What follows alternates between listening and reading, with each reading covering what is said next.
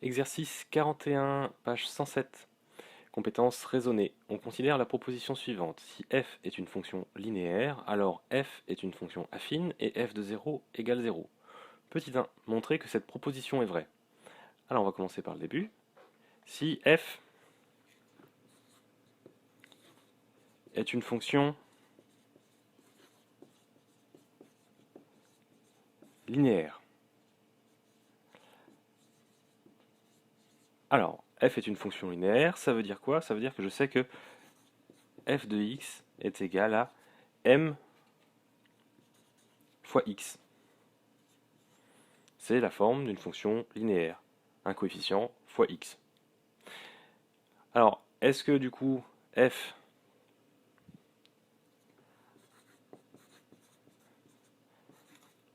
est une fonction affine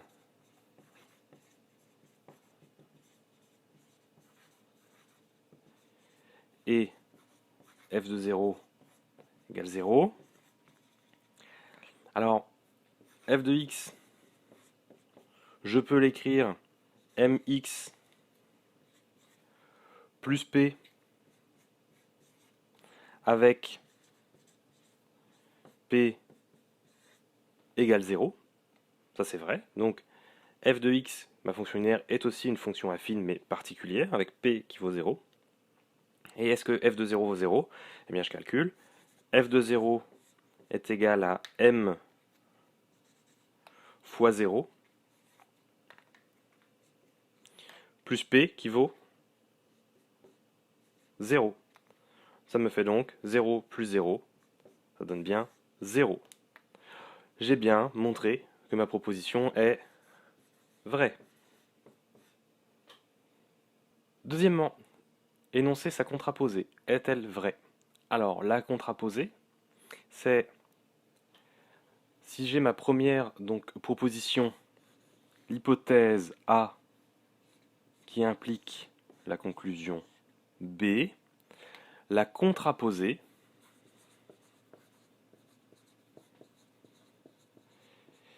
c'est dire que la négation de B implique la négation de A.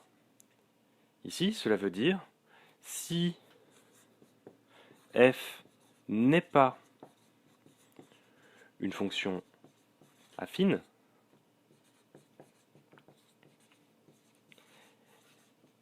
et que f de 0 n'est pas égal à 0, alors f n'est pas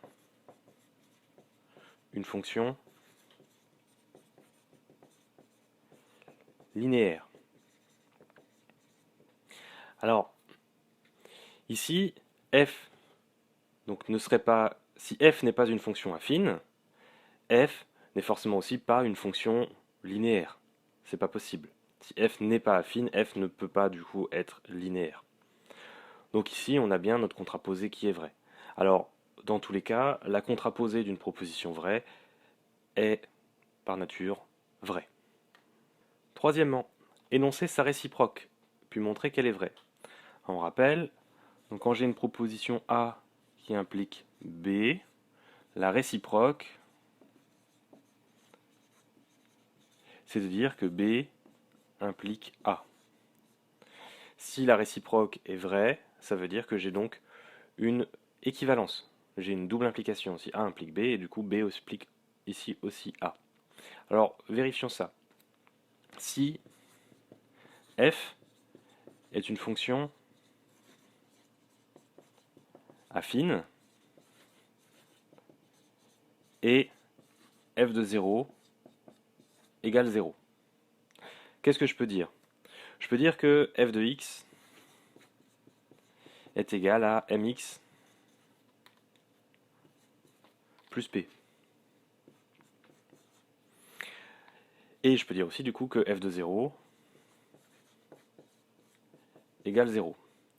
Alors si f de 0 égale 0, qu'est-ce que ça implique ici? Alors si f de 0 égale 0, alors mx, donc m fois 0 plus p, est égal à 0. Alors j'ai juste remplacé ici les valeurs. J'ai pris f de 0 et c'est égal à 0. Qu'est-ce que ça implique? M fois 0, ça fait 0. Il reste P égale 0. Donc, P égale 0. Je peux donc écrire que f de x peut s'écrire sous la forme donc mx plus 0, donc je ne l'écris pas ici. Est-ce que ça veut dire que alors f est une fonction linéaire?